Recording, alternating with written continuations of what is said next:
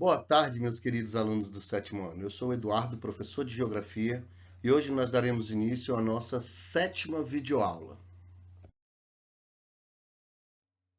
Nessa sétima videoaula, nós iremos tratar sobre a sociedade de consumo e o meio ambiente.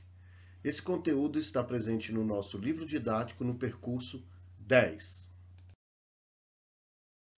Vamos falar um pouco sobre a sociedade de consumo e o desperdício.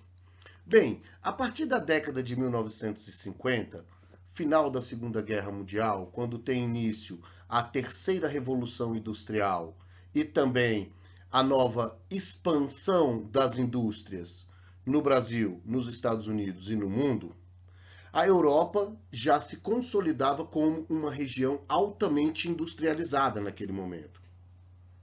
E a partir daí surgiu um novo estilo de vida criado pelos bens de consumo duráveis e não duráveis. Bens de consumo duráveis são veículos automotores, tá? Os automóveis, motos, roupas, eletroeletrônicos, eletrodomésticos em geral. E os bens de consumo não duráveis são principalmente remédio, alimento e bebidas. A partir do momento que você começa a confundir o consumo com o consumismo, a gente perde muito a noção do que é realmente necessário.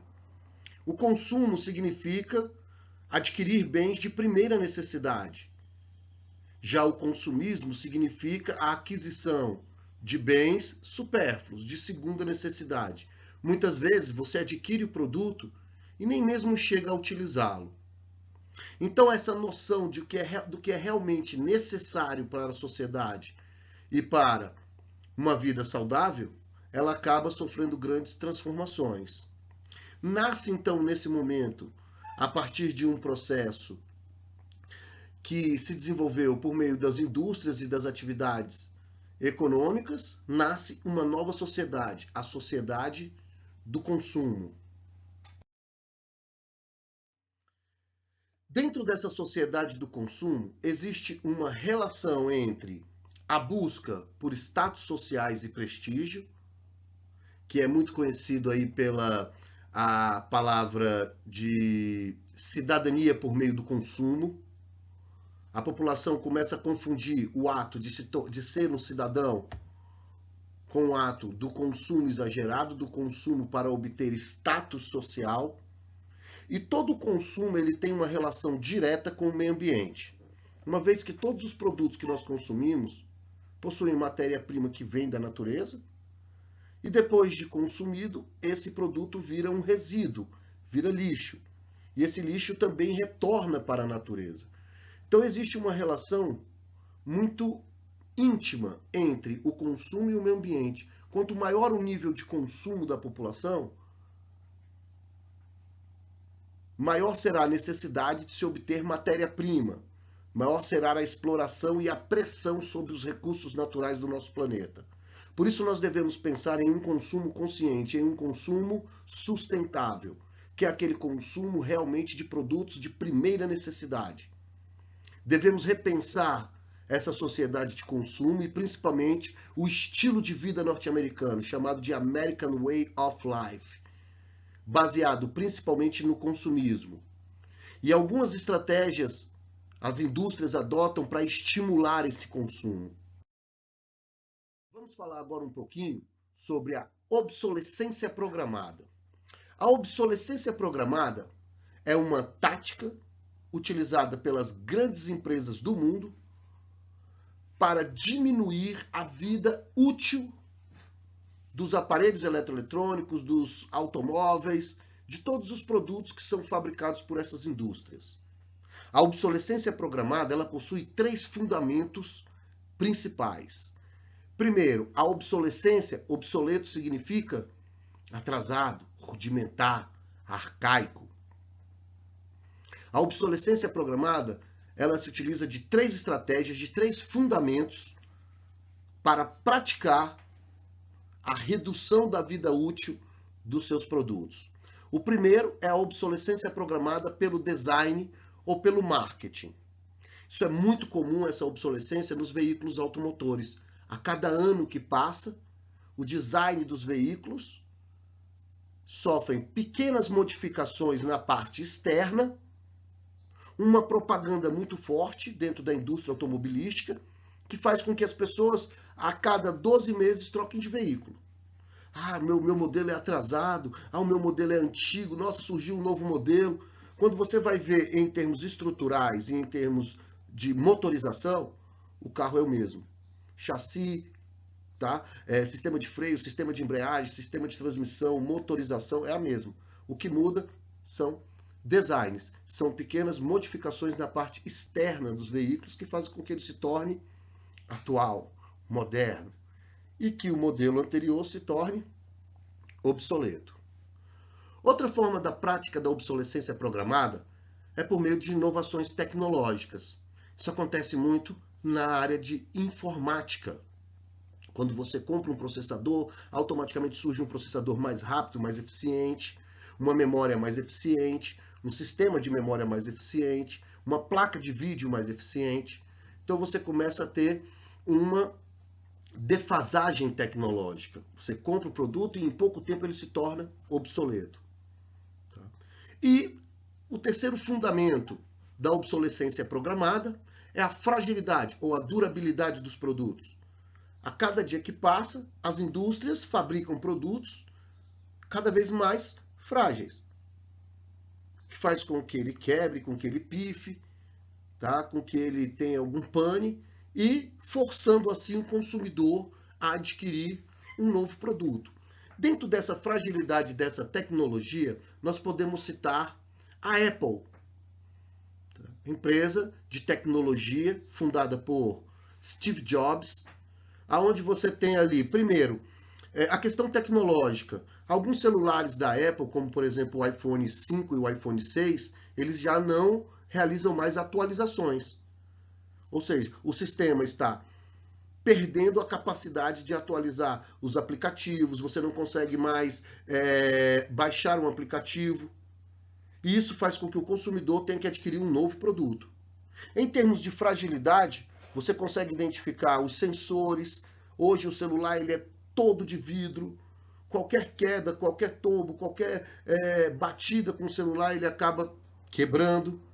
Então, a ideia é que ele quebre.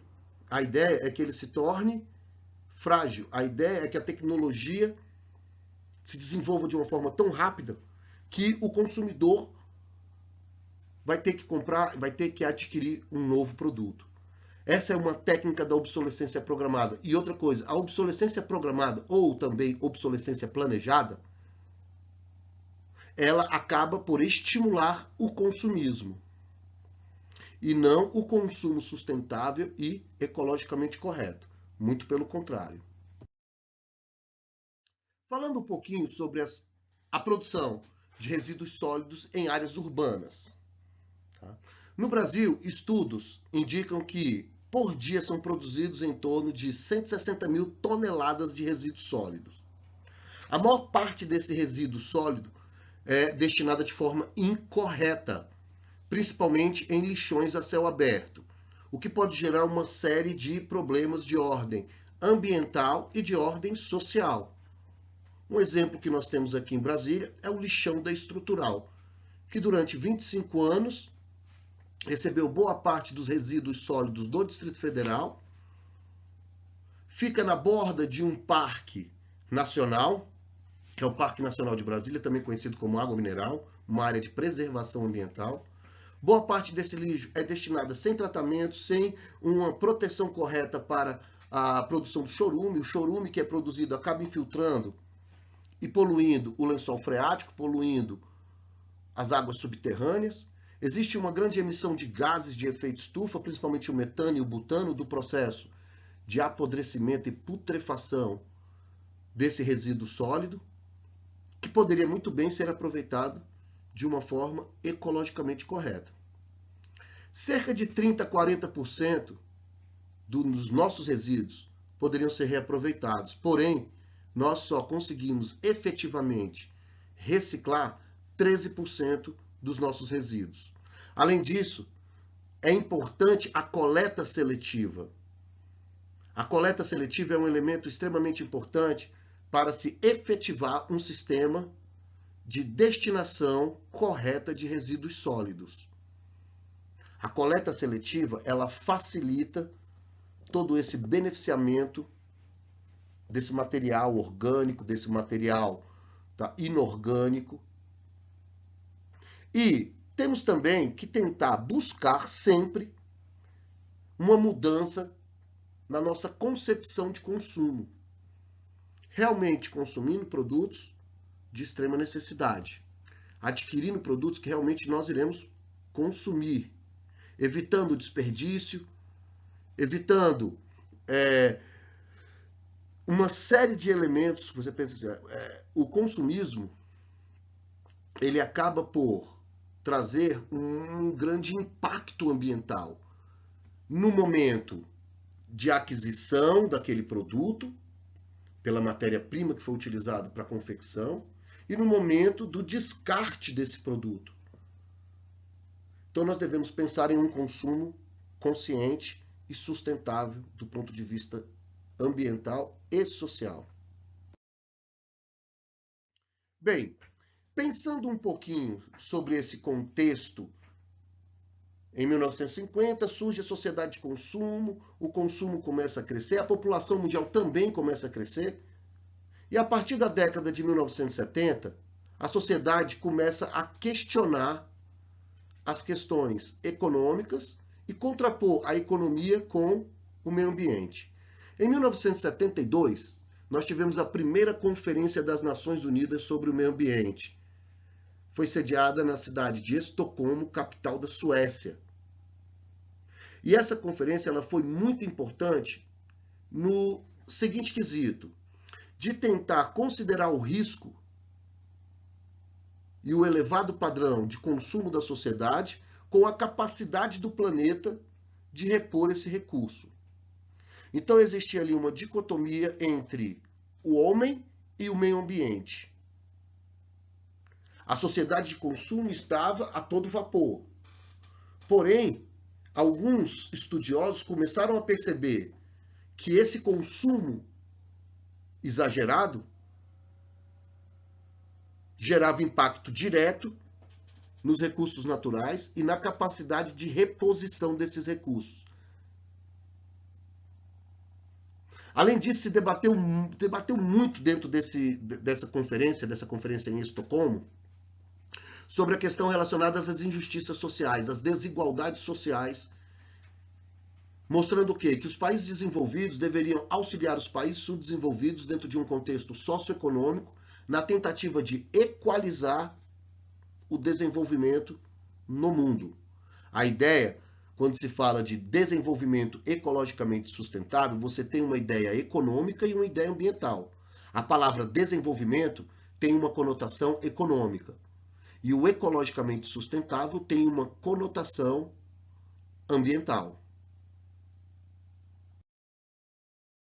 Bem, fica aqui uma atividade importante. O registro deverá ser feito no caderno e, posteriormente, haverá um formulário sobre esse tema. A leitura atenciosa das páginas 88 à página 91, justamente o nosso percurso 10, e responder as questões 7, 8 e 9 da página 92. Espero que tenham gostado e bons estudos.